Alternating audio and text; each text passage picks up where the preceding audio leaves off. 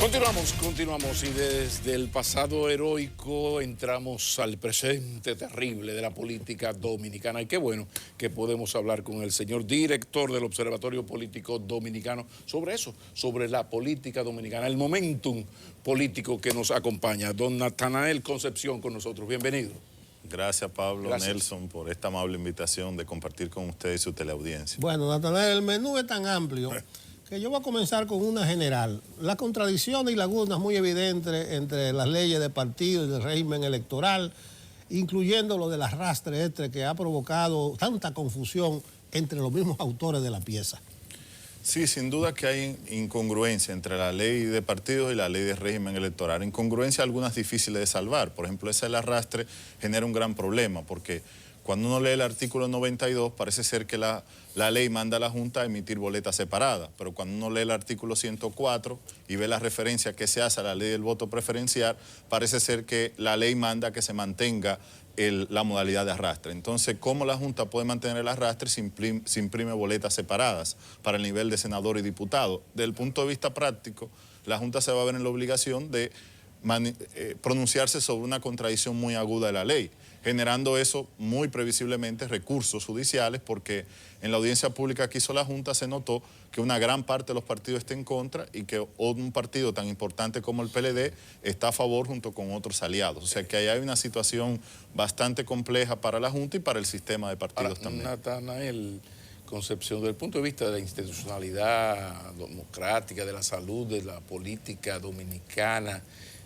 ¿cómo explicar las contradicciones que van apareciendo de dos leyes aprobadas por el mismo Congreso, por los mismos señores, bajo el control casi absoluto del mismo partido, y de repente usted ve este mangú terrible? ¿Cómo se puede explicar? ¿Qué no sabemos que sabe el Observatorio Político Dominicano? Bueno, el Observatorio Político se nutre de lo que nos nutrimos todos los dominicanos, observamos las realidades de los medios disponibles. Yo siento que la prisa es mala consejera en el ámbito legislativo y la ley de régimen electoral, a pesar de ser una ley esperada por muchos años, fue muy acelerada en su última etapa. Y creo que producto de esa aceleración es que ocurre eso. De hecho, es revelador lo que ocurre cuando uno analiza las actas del Congreso, porque si uno ve la sesión del Senado, por ejemplo, el legislador Paliza y otros legisladores se retiran de la sesión protestando porque se está aprobando el arrastre. Okay. Sin embargo, cuando uno va luego a la ley genera una contradicción sobre el arrastre. O sea, nos damos cuenta de que los legisladores al momento de aprobar entendían que estaban aprobando algo, pero en el marco de lo que establecieron por escrito dejaron sentadas contradicciones. Y eso solamente tiene una explicación en las prisas. O sea, a veces el producto legislativo es un producto muy delicado porque requiere cuidar mucho las contradicciones y eso a veces se genera. ¿Por qué esa ley tiene esas contradicciones? Porque si nos vamos al diseño original de la ley de régimen electoral, fue diseñada por la Junta que la sometió en ese momento con la finalidad de eliminar el arrastre. Como ese era el espíritu de la ley, para poder mantener el arrastre había que trabajar muy a fondo el espíritu de esa ley. Y ahí fue que tuvo el descuido. Por eso digo que me parece que fue un problema de prisa.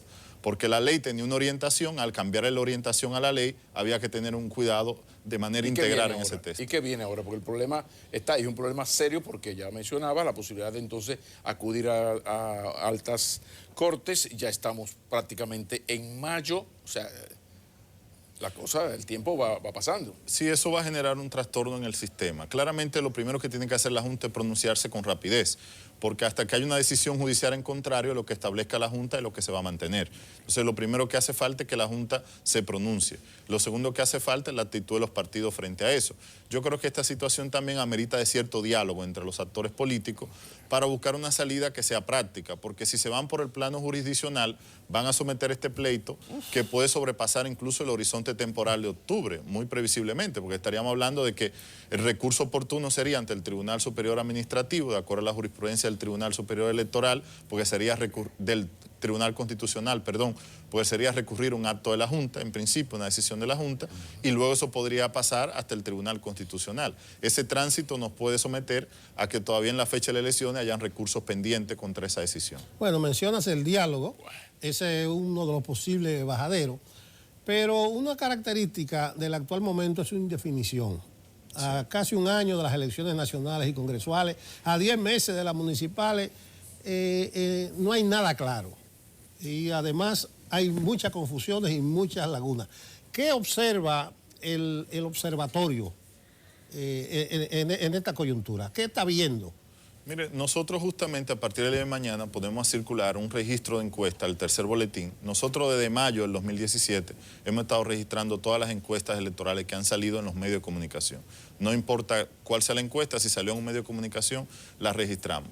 Hemos hecho eso porque advertimos con tiempo que era un panorama que tenía mucho nivel de incertidumbre y también porque hemos visto una tendencia a guerra de encuestas en los últimos procesos electorales y queríamos con tiempo guardar un registro para que luego el país pueda ver, bueno, cuál fue el comportamiento de las encuestadoras en el proceso. ¿Qué le está diciendo ese registro? Bueno, hemos visto 23 encuestas y 3 encuestadoras.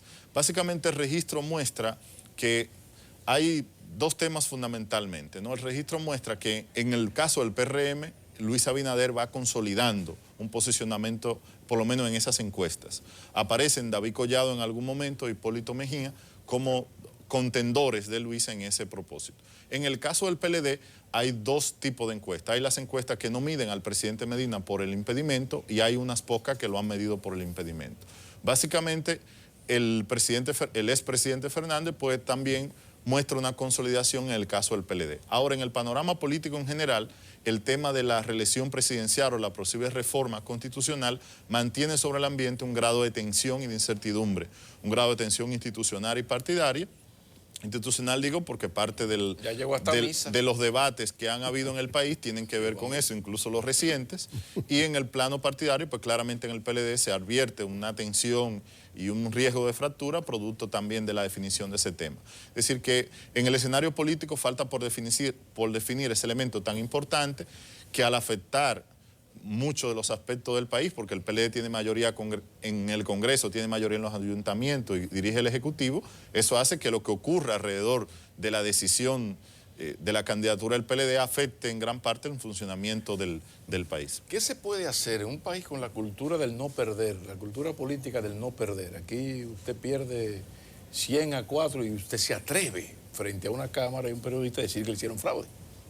Ahora uno está viendo muchas encuestas de posicionamiento, que usted nota que es un asunto como se puede hacer porque en pocas semanas la realidad no te va a desmentir y no vas a hacer el ridículo, ¿no? Entonces hay como un chiste malo en el sentido de que mi candidato, yo saco una encuesta, e incluso aquí se dan chistes peores. Yo sé que el próximo jueves sale una encuesta que me va a dar por la madre y yo mando a hacer una cosa que le llaman encuesta, y saco la mía el martes. ¿Esto es parte de la democracia, de la libertad, rozando el libertinaje, o hay la posibilidad de tener cierta institucionalidad, cierto orden, sobre todo en esta etapa, porque las encuestadoras se cuidan mucho de no hacer el ridículo cuando, por ejemplo, en el proceso electoral a 3 semanas yo digo que el mío va a ganar 80-20 y sucede justo lo contrario, ahora no. Ahora todo se puede justificar. ¿Se puede hacer algo? ¿Se está haciendo algo? Sí, nosotros en el observatorio habíamos abogado en varios trabajos porque hubiera una regulación de las encuestas. Claro, la regulación de las encuestas siempre tiene una dificultad que es la libertad de expresión. Entonces, la ley de régimen electoral, una de las virtudes que tiene es esa. Establece un mínimo de regulación, que siempre tiene que ser un mínimo razonable, que hace que las encuestadoras se tengan que registrar. Ya la Junta Central Electoral abrió el proceso de registro, por lo que una de las cosas que nosotros vamos a observar, probablemente en un cuarto boletín, los boletines lo estamos haciendo cada 3 meses, va a ser que quizá disminuya el número de encuestas y de encuestadoras, porque ahora tienen que pasar por el filtro del registro. Y alguien tiene que presentar un nombre. Por ejemplo, uno Gallup, eso es un equipo multidisciplinario, pero uno cuando piensa en Gallup, piensa en Rafael, en el director de Gallup, caramba. Acevedo, por favor. Entonces, Gallup es Acevedo y su equipo. Entonces hay una responsabilidad hasta personal, porque Rafael se cuida. En este caso, esa regularización va a tratar de hacer eso, que la empresa Riquitín Bambán del señor José Maquinini, pero que aparezca este señor, un poco de meter algún tipo de presión social para evitar el relajo de las encuestas. Sí, justamente, el registro somete a que las encuestadoras tengan que especificar cuáles son sus técnicos, den los datos de ellos, den los datos institucionales, quiénes son los accionistas, quiénes son los socios, o sea, establece condiciones en las cuales la encuesta tiene que acreditarse. Y eso hace que encuestadora fantasma, por lo menos sepamos quién está detrás del fantasma, ¿no? Exacto. Y eso es importante para el país y para la democracia porque un encuestador influye en la opinión pública. Entonces debemos saber quiénes son los que están patrocinando o auspiciando determinadas encuestas. Natanael, hablamos de la indefinición del panorama, pero también hemos visto opiniones, incluso un estudio del PNUD sobre la calidad de la democracia, que la pinta muy enclenque, muy débil, casi cayéndose, y que dice cosas como que en la República Dominicana no existe diversidad de opinión en los medios de comunicación. Pero bien, el panorama es un poquito tétrico. Entonces yo digo, ¿podría haber espacio a partir de esa indefinición y de los males que le estamos achacando a la democracia para un Bolsonaro, para un Donald Trump? Bueno, aquí la tendencia política electoral en la República Dominicana ha sido de un bipartidismo, fundamentalmente, con un grupo de partidos pequeños alrededor que forman parte de la gobernabilidad y que hacen alianzas, ¿no? Eso más o menos ha sido el sistema. Y para poner un ejemplo, en todas las elecciones de la época democrática, el 78 para acá, ha habido una concentración de más del 90% de los votos entre dos fuerzas electorales y en momento de transición entre tres. Es decir, que nunca ha habido una concentración del voto fuera de esos partidos tradicionales. Eso dice que aquí el sistema político dominicano, a través de los partidos, ha sido muy estable. Hay mucha discusión en la literatura de las ciencias políticas por qué ha sido República Dominicana un caso tan estable.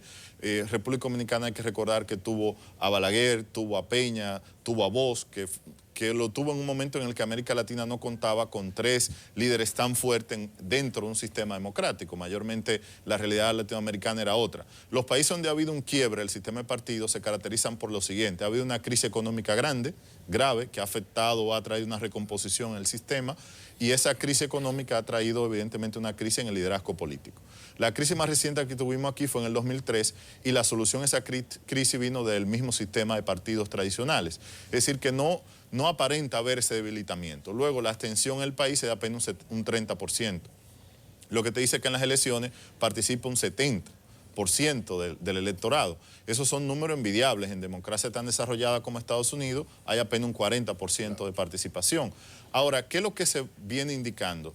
Latinobarómetro, la POD, este estudio del PNUD, vienen hablando de que hay algunos síntomas de preocupación en esa estabilidad y en esa democracia dominicana, que debemos de verla. A veces esos síntomas generan alarmas, a veces alarmas razonables, a veces alarmas excesivas, pero sí hay síntomas de preocupación, como es natural. Una democracia tiene desafíos y tiene avances, entonces yo siento que nosotros andamos en esa situación. Por un lado tenemos desafíos y por otro lado tenemos avances. Lo cierto es que ha aumentado el nivel de desconfianza del ciudadano hacia la democracia e incluso el nivel de rechazo a una dictadura. Ya la gente, hay un porcentaje preocupante, no mayoritario, pero preocupante, que no ve con tan malos ojos un régimen de fuerza siempre que le asegure por ejemplo, la seguridad ciudadana, en el caso de la delincuencia. Pero ¿hasta qué punto el eje, y nosotros somos país líder en cuanto a que fue por aquí que se inició el proceso de democratización con el gobierno de don Antonio Guzmán en toda América Latina? Entonces, ¿hasta qué punto en la República Dominicana, a pesar de ese avance nuestro a partir del 78, todo gira como en América Latina también en el funcionamiento de la economía? O sea, sin crisis económica es muy difícil cambios sustanciales en la política o una ruptura con ese tripartidismo que nos hemos montado nosotros, que llama la atención, como lo señalaba, de que en América Latina hay problemas en casi todo el mundo, en casi todos los países, en términos políticos partidarios, menos aquí. Seguimos aquí con PRD, ahora mientras tanto, que llama el PRM, PLD y Partido Reformista. Háblame de esto para concluir. Sí, yo siento que tiene que ver mucho con que en República Dominicana, desde el 78 para acá, se ha logrado construir democracia y desarrollo. Es decir, el sistema político ha logrado traer desarrollo, la economía ha crecido. Ahora, lo que ha ocurrido aquí es que la ampliación de la clase media ha ido de manera más gradual y la desigualdad ha sido un gran desafío. Entonces, ahora el problema que enfrenta el país es que con una clase media que ha crecido más, vienen otro tipo de reclamos. Y por eso ya no se reclama una democracia electoral, sino se reclama una calidad de la democracia. Entonces, ese desafío junto con la desigualdad, son los grandes desafíos que tenemos por delante y que si no lo administramos bien puede haber una crisis de gobernabilidad. Pero mientras haya estabilidad, sí, va a ser difícil que haya cambio, porque el cambio viene producido porque la gente se siente muy insatisfecha con lo que hay. Y si lo que hay es estable y el país está creciendo, la gente puede sentir algún nivel de insatisfacción, pero no lo suficiente como para que haya una ruptura del sistema o un cambio brusco del sistema. Don Carlitos, el viejo Marx no estaba tan equivocado en aquello de que la estructura económica determina lo demás. O sea que en la República Dominicana podemos decir que la posibilidad de estos Bolsonaro no está tan cerca, pero finalizando ya, se ha avanzado lo suficiente en los últimos años en el gran hándicap de la democracia dominicana, que es la injusta distribución de la riqueza generada. Es real toda esa estadística que uno ve, disminución de pobreza extrema, de pobreza, todas esas cosas son reales, se está haciendo el trabajo. Sí, hay indicadores muy serios que dicen que ha reducido la pobreza y que en gran parte hay avance. Ahora, el nivel de desigualdad que lo mide el índice Gini no ha tenido el mismo grado de avance. O sea que la desigualdad sigue siendo nuestro principal problema. ¿Quién iba a decir que uno iba a terminar esta entrevista citando al compañero Hipólito Mejía? Queda mucho por hacer. Profesor, muchísimas gracias. El señor director del Observatorio Político Dominicano, Natanael Concepción, nos ha acompañado. Continúa Enfoque Matinal.